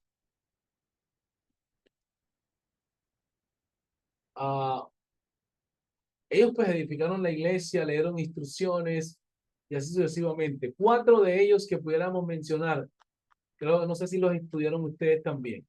Clemente de Roma, en el siglo I aparece él. Y pues aquí hay unos puntos que ya el tiempo se nos fue. Bueno, voy a mencionarles. No sabemos mucho de él. Fue un esclavo probablemente nacido en Roma y muy inteligente. Consiguió su libertad y llegó a ser obispo de la iglesia en Roma. Algunos creen que es el hombre mencionado en Filipenses 4:3. Búsquelo rapidito. Se hizo famoso por su primera carta a los Corintios de 65 capítulos. Oiga esto. ¿Usted sabía que en el canon bíblico hubieron cartas, escritos que no se metieron en el canon? Sencillamente porque no vieron como la veracidad, pero hay escritos extras que sí se llegaron a las iglesias. Algunos historiadores dicen que hubieron cartas que en el principio se leyeron mucho en la iglesia, pero que luego ya se dejaron de usar. Bien. La carta de 65 capítulos, uno de los escritos más antiguos en el 95 después de Cristo, después del Nuevo Testamento, por el cual se comprueba la autenticidad de las cartas de Pablo. Pues lo cita mucho en esa carta. Clemente responde a preguntas que le fueron hechas por los corintios y les da consejos en cuanto a aplicar las virtudes cristianas a la vida diaria y a sujetarse a sus líderes, ancianos y diáconos, y confrontar algunos de los mismos problemas que Pablo abordó en sus cartas a ellos en los años 40 y 50, años atrás. Bien, lo que hace como que Clemente es como reforzar los consejos que ya Pablo había dado, solo que eso no entró en el canon bíblico. Leamos entonces Filipenses 4:3, ¿qué dice? ¿Quién lo tiene?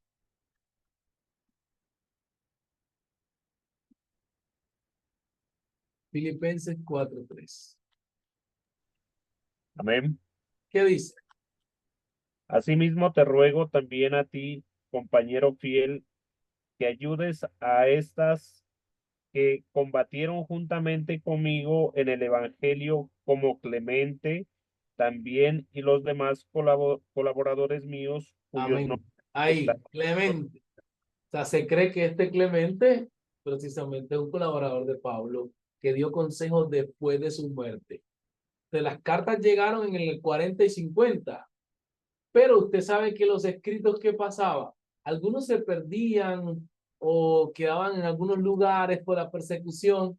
Entonces, lo que hacían estos padres después es como escribir nuevos documentos y mandar consejos a la iglesia. Me imagino que algunos escritos de esos, por decir, digamos, usted escribe o nos da un escrito hoy, de pronto lo memorizamos Ajá. con algunas falencias, pero lo memorizamos, de pronto más allá lo escribimos y lo dejamos para otra persona. O sea, de pronto cambian algunas palabras. Brillante, hermano Jorge, brillante. Está muy bien. Así es. Así pasa. Es correcto. Hay una fluidez. Está bonito eso. Creo que ustedes van en un buen avance en la teología. Segundo, Ignacio de Antioquía. Ustedes pueden profundizar muy bien, o sea, empezar a estudiar cada uno de los personajes de manera profunda. Aquí estamos viendo a grosso modo estos padres de la iglesia. Tenemos 4. Tenemos aquí a Ignacio de Antioquía, el 31 al 107. Fue contemporáneo y discípulo de Juan también. Llegó a ser obispo de Antioquía. Voy a pasar. Y aquí quiero leer algo porque algo que pudieron investigar es la doctrina del docetismo. Este Ignacio fue mártir también en Roma. Escribió a las iglesias de Éfeso. Recuerden que la iglesia de Éfeso también es mencionada en Apocalipsis, en las iglesias, ¿no? De Asia. Todo eso es tema de Asia. Magnesia, Tracia, Roma, Filadelfia, Esmirna. Estas iglesias estuvieron aquí consolando a los hermanos por la persecución que estaban viviendo. Escribió también una carta personal a Policarpo. Por los mismos motivos, sus cartas revelan la vida de las iglesias en los primeros años, su reacción frente a la herejía docetista. El mismo Juan, si ustedes notan que Juan también es el que escribe a las iglesias que están en el Apocalipsis. El mismo Juan. Y este es discípulo de Juan. Pudiéramos decir lo mismo que usted mencionó, hermano Jorge. O sea, algo que memoriza lo que Juan escribe y manda a reforzar estas instrucciones a las iglesias que están aquí en Asia. Bueno, defendió la herejía del docetismo. ¿Y qué es docetismo? Doctrina de los primeros siglos cristianos común a ciertos gnósticos y maniqueos, según lo cual el cuerpo humano de Cristo no era real, sino aparente e ilusivo. Miren que esta doctrina tan rarísima se parece a la del gnosticismo. Niegan la manifestación de Dios en carne. Entonces, este Ignacio, pues, tiene el mismo versículo que manda Juan en la carta, ¿no? Primera Juan 4, que lo leyeron ustedes. Si alguien no confiesa que Jesucristo ha venido en carne, es un anticristo. Y si Ignacio es discípulo de Juan, pues tiene el mismo concepto. Y lo que hace es atacar esta doctrina. Bien. Primera Juan 4:1, que lo leyeron ahorita.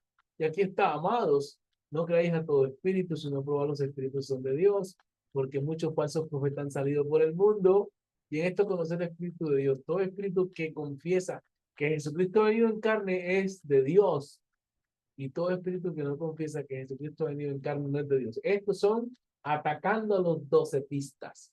Entonces, ahora que usted lea la carta a Juan, usted va a decir, oye, me parece interesante porque esto aquí se escribió a causa de. A usted le pregunta a un hermano de la iglesia, hermano, ¿usted ha entendido la primera carta a Juan? Sí, la entendí. Explícame por qué se escribió. Y la gente no tiene una claridad de por qué se escribió esta carta. Fue para atacar esta herejía que había en la iglesia, sobre todo las iglesias de Asia, las que están en el Apocalipsis, señores. Son ellas. Policarpo de Esmirna, del 70 al 155. También fue discípulo del apóstol Juan, llegó a ser obispo de Esmirna. ¿Se acuerdan de esa iglesia que está en Esmirna? En Apocalipsis. Uno de los discípulos fue Irineo de León. Citó mucho el Nuevo Testamento y escribió a los filipenses. A él se le atribuye la frase: por 86 años he servido a mi Señor y nunca me ha hecho ningún mal. ¿Cómo habría de blasfemar contra mi rey? Aunque me salvó y murió quemado vivo como mártir por su fe. Explicamos un poco. Policarpo era un fiel creyente ya anciano. Este anciano, pues, tenía un buen testimonio y lo mandaban a buscar, no lo encontraban, a perseguirlo, el Imperio Romano, y resulta que cuando los soldados lo encuentran, ellos piensan que ese es un gladiador como Espartaco, y van encontrando a un anciano ya de 80 años. Y dicen, pero nosotros creíamos que ese era un gladiador, un Atila. ¿Han visto la película de Atila? Que era un Atila, un Dios mío, es un buen señor ancianito. Una tropa que fue a buscarlo. Y cuentan los historiadores que él, pues simplemente los atendió y les dijo, yo soy Policarpo. Les dio comida, los atendió, y esta hospitalidad que les dio, no nos cuentan que amanecieron los soldados ahí. Muchos de esos soldados se convirtieron. Mira qué poderoso. O sea, en vez de asustarse, en vez de temer todo lo que le va a pasar, los atiende con gran amor. Ahora vienen ante el rey y el rey, cuentan los historiadores, y voy a poner aquí para que leamos un poco. Quiero que el hermano Juan Carlos, ¿me está escuchando? Amén, mi hermano. Léame usted aquí entonces esta parte. Dice, Lyon es lo que llamamos Francia, el norte de Italia. Nótase cuenta que de Policarpio lo siguiente. Uno que lo mandaron a buscar con unas tropas, se dice que él dio de comer a los soldados que vinieron a apresarlo, que eran de un testimonio tal que el emperador quiso dejarlo libre, pero Policarpio insistió en creer en Jesús. También se dice que cuando los que estaban quemando las llamas hicieron un surco como dándole honor, creo. Amén. ¿Se dan cuenta? O sea, el emperador le tuvo aprecio a Policarpo, porque era, como digamos, como un anciano empático, ¿no? Tranquilo. No está, es como alguien cuando ustedes van a hacer algo, usted dice, pero ¿por qué a mí? Si he sido buena gente. No, estaba tranquilo, contento. Estaba tan tranquilo que fue, creo que el único que porque dice que según la tradición, los aseguraban como con algo, como con unas vainas o una espada, no sé qué cosa, pero él dice que no, que él se quedó quieto, simplemente lo prendieron y las llamas, las flamas simplemente hicieron como un arco alrededor de él, y al final les tocó que cruzarlo con una espada. Imagínense que cuando lo cruzaron, dice la historia, la sangre apagó el fuego. Sí, señor. Sí, señor. Impresionante eso. Hermano Jorge, hablaron ustedes sobre hermano Juan Carlos en la clase pasada. Me cuentan que estuvo muy bueno el conversatorio. Yo vi el conversatorio así por encima, muchas cosas. Me pareció interesante. Y el hermano qué Jorge y otros Ah, hermanos más hicieron su exposición. amén. Qué bonito, hermano Jorge. Y estabas investigando, investigaste muy bien. Amén, amén. Y lo felicito. Así es. La sangre apagó la llama. Mira que eso es impactante. Nosotros estamos contándolo así aquí ahorita, pero uno predicando esto en un púlpito, hermano, es una cosa poderosísima. Porque hoy en día solamente porque a usted le levantaron una calumnia en el culto, se va de la iglesia o se le dicen algo, el pastor le puso en disciplina injustamente, uno ya anda mal, enojado con todo el mundo. Pero miren el ejemplo de Policarpo. Tremendo. Dios hizo que las llamas no lo tocaran. Entonces, el poder de la fe, la convicción. Estos son los padres de la iglesia, que no los menciona la Biblia. ¿Sí ve? La Biblia casi no habla literalmente de ellos, pero los que los sucedieron escribieron de ellos. ¿Sí ve? Entonces, es bueno las dos razones. Las razones espirituales y las razones históricas nos ayudan también para entender el desarrollo de la iglesia. Tenemos aquí a quién más. Papias, en el 60 al 130. Otro discípulo de Juan, que no lo vemos en la Biblia. Y se llegó a ser obispo también en la iglesia, en la ciudad de Heriápolis. Su principal aporte fue la colección de las tradiciones de los apóstoles. O sea, es como una persona que dice, yo voy a centrarme en lo que hicieron y dijeron, perdón, los apóstoles. No me voy a mover de esos fundamentos.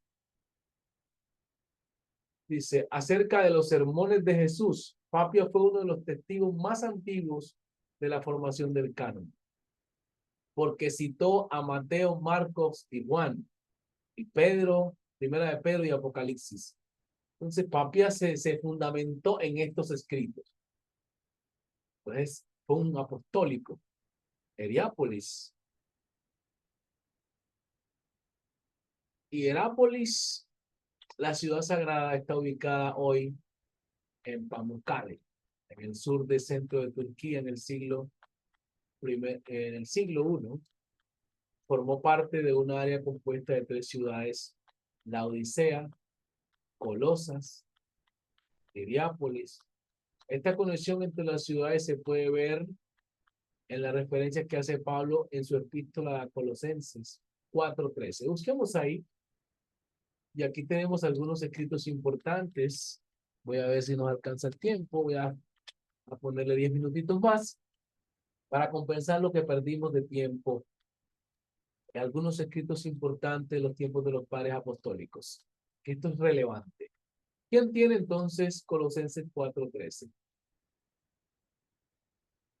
Ajá.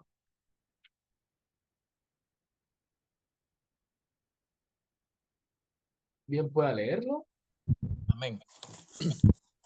Colosenses 4:13.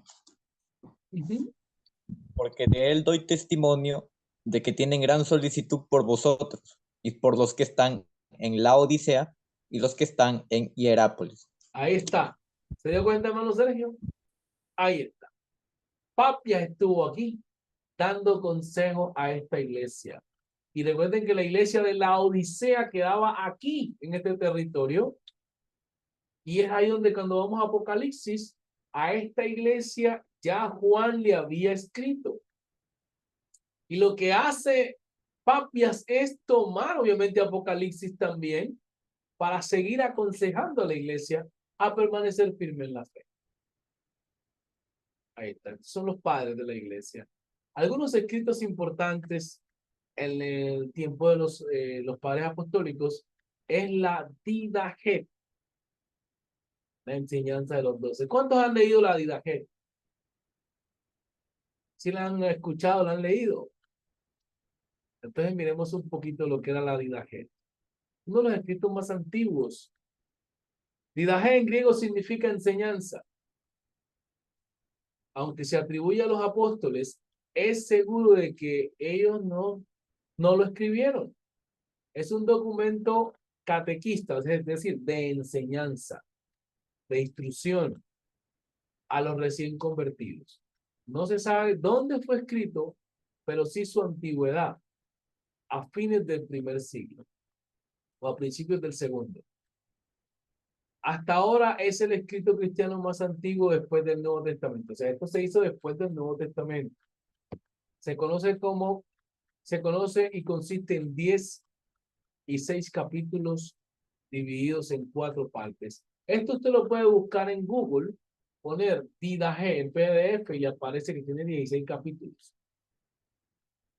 Los primeros capítulos del 1 al 6 se titulan Los dos caminos, el de la vida y de la muerte. Son del 1 al 6. Prácticas en el culto de la iglesia y habla del bautismo por inmersión, el ayuno y la cena del Señor. O sea, había unas instrucciones que eran acorde a lo que había en el Nuevo Testamento. Volvemos e insistimos, ¿por qué?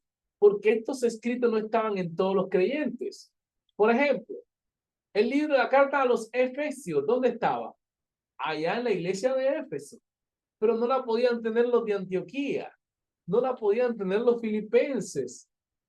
¿Ven? Entonces necesitaba consejería. Entonces los que podían tener todos estos documentos, como son los padres de la iglesia, pues creo que con lo que mencionó nuestro hermano ahorita, que lo hacemos como hipótesis, porque no tenemos bases sólidas para decirlo, es que pudieron hacer, como decía el hermano Jorge, es reunir todo el comentario y hacer lo que se llama, lo que estamos diciendo acá, la Didache, unas instrucciones. Eso consiste en la Didache. Instrucciones apostólicas para los hermanos que están lejos.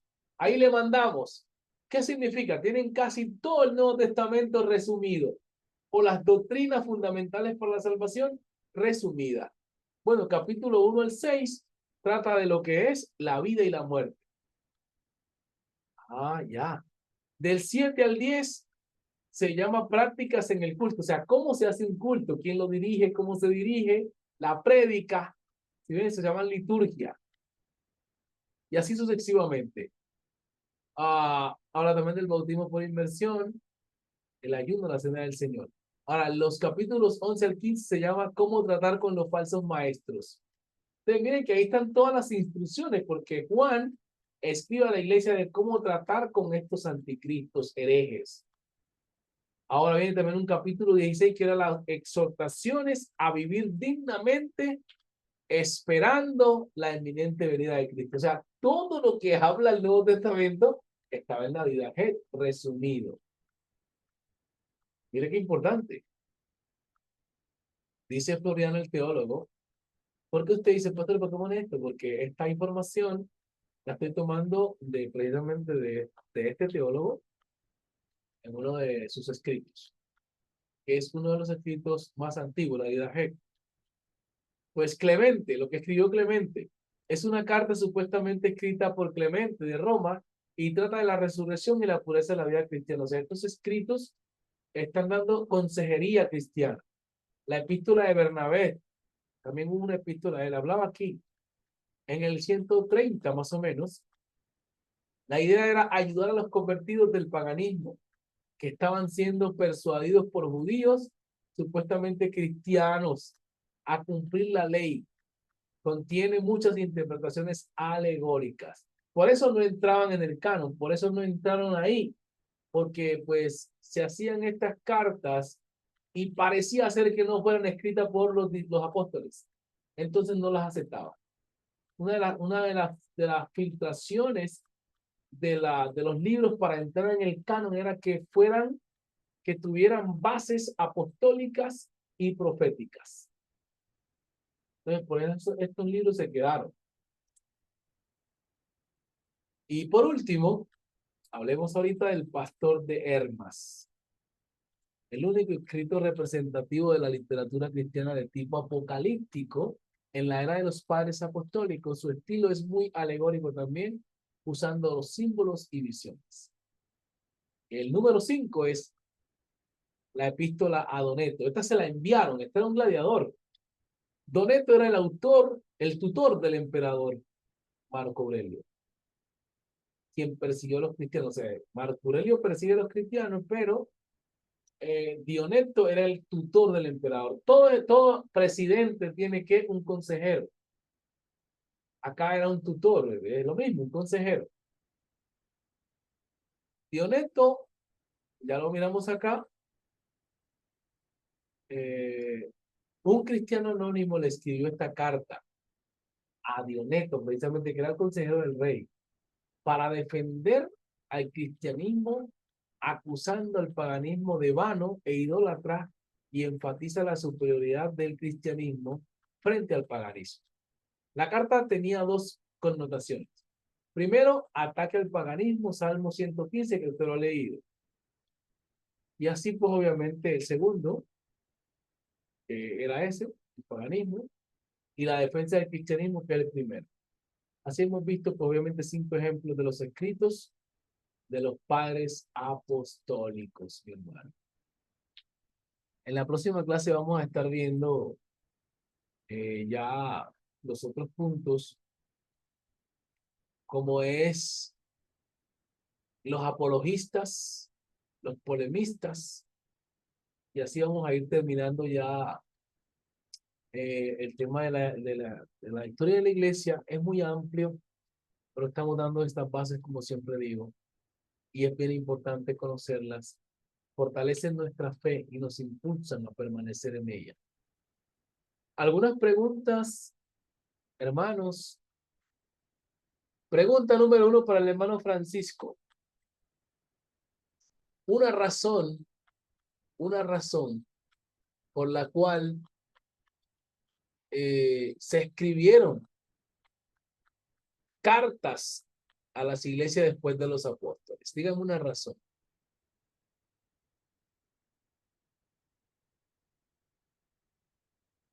Como la que escribió Clemente, como la que escribió Ignacio. ¿Por qué razones? Dígame una al menos. Realmente para que tengan conocimiento, Ajá, para que ellos puedan tener conocimiento. ok. Muy bien. Vamos con Jorge Agustín. ¿Para qué más?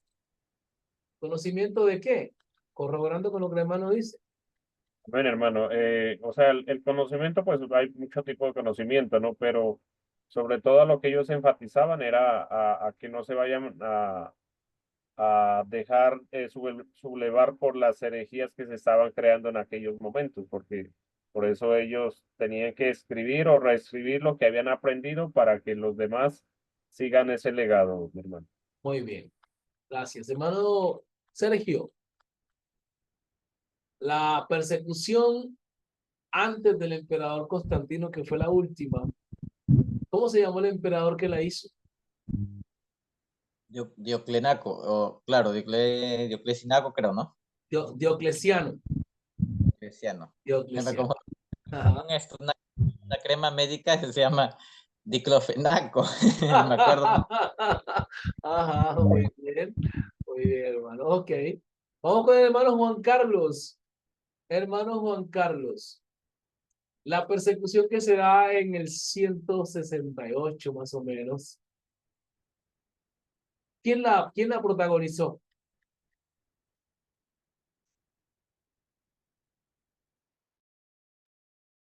Hermano Juan Carlos Romero.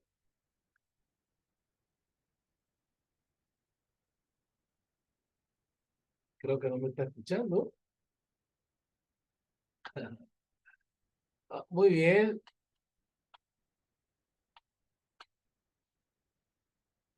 Hermano Darwin. ¿Me está escuchando Darwin Flores?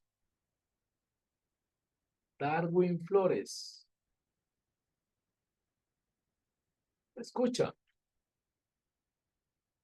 Joe San Martín. Mencione 2 nombres de los padres apostólicos que hemos visto hoy.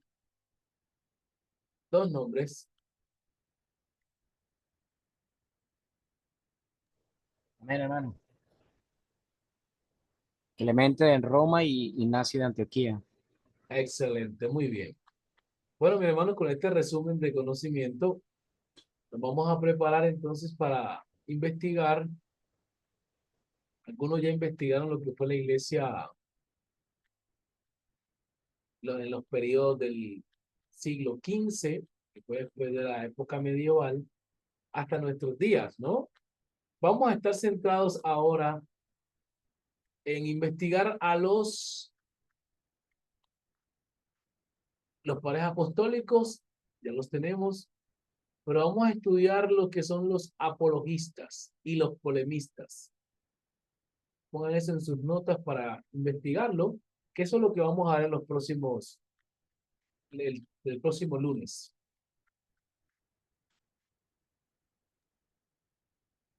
Mi hermano, disculpe que esté un poquito ocupado, pero me parece que fue el emperador Marco Aurelio. Marco Aurelio, sí señor. Sí señor, Marco Aurelio. Muy bien. Qué bueno que ustedes tengan, ya que el hermano creo que presentó una gráfica de los emperadores que persiguieron la iglesia. Trabajen mucho en manejar las fechas y al menos el emperador que persiguió la iglesia en esa fecha.